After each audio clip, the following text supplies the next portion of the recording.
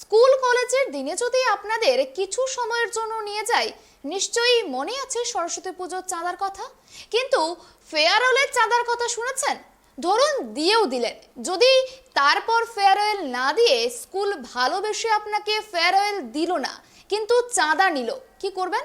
এরকমই এক ঘটনা মালদার পুকুরিয়া থানার সম্বলপুর বিদ্যালয়ের, যার দরুন শিক্ষক বনাম ছাত্র সংঘর্ষ।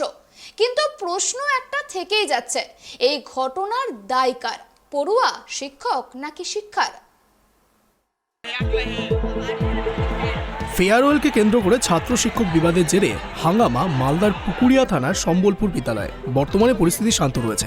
জানা গিয়েছে সামনে মাধ্যমিক পরীক্ষা রয়েছে, সেই মতো স্কুলগুলিতে ফেয়ারওয়েল পর্ব শুরু হয়েছে।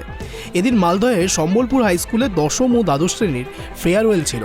অভিযোগ, শুধু দশম ও দ্বাদশ শ্রেণীকে মিষ্টির প্যাকেট নয়, স্কুলের সমস্ত ছাত্রছাত্রীকে দিতে হবে মিষ্টির প্যাকেট। অন্যান্য ছাত্রছাত্রীদের মিষ্টির প্যাকেট না দেওয়ায় শুরু হয়ে যায় ছাত্র ও শিক্ষকদের মধ্যে বাকবিতণ্ডা। এরপরই বাঁশ লাঠি হাতে ছাত্ররা শিক্ষকদের উপর চড়াও হয়। এরপরই হাতাহাতিতে জড়িয়ে পড়ে একে অপরে। ঘটনায় বেশ কয়েকজন আহত হয়। বিদ্যালয়ের প্রধান শিক্ষক আহসানুল হক জানান, মিষ্টির প্যাকেট নিয়ে মূলত গণ্ডগোলের সূত্রপাত হয়। স্কুলের তহবিল থেকে এত ছাত্রছাত্রীর মধ্যে মিষ্টির প্যাকেট দেওয়া সম্ভব নয়, তাই দেওয়া হয়নি। এই নিয়ে একটা উত্তর পরিস্থিতির সৃষ্টি হয়, যদিও মারপিটের কোনো ঘটনা ঘটেনি। স্কুলের বাইরে ঘটলেও বিষয়টি আমরা জানা নেই। এরপর পরিস্থিতি নিয়ন্ত্রণে নিয়ে আসা হয়েছে। পরিস্থিতি শান্ত রয়েছে। ছাত্রছাত্রীদের অ্যাডমিট কার্ড ও উপহার দেওয়া হয়েছে।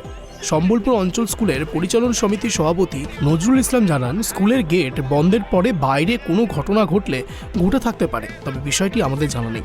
বর্তমান পরিস্থিতি শান্ত রয়েছে। এরপর থেকে আমরা সিদ্ধান্ত নিয়েছি ফেয়ারওয়েলের জন্য কোনো অর্থ নেওয়া হবে না। পাশাপাশি স্কুলের উন্নয়ন তহবিল থেকেই আমাদের যতটুকু সম্ভব উপহার সামগ্রী ছাত্রছাত্রীদের হাতে তুলে দেওয়া হবে।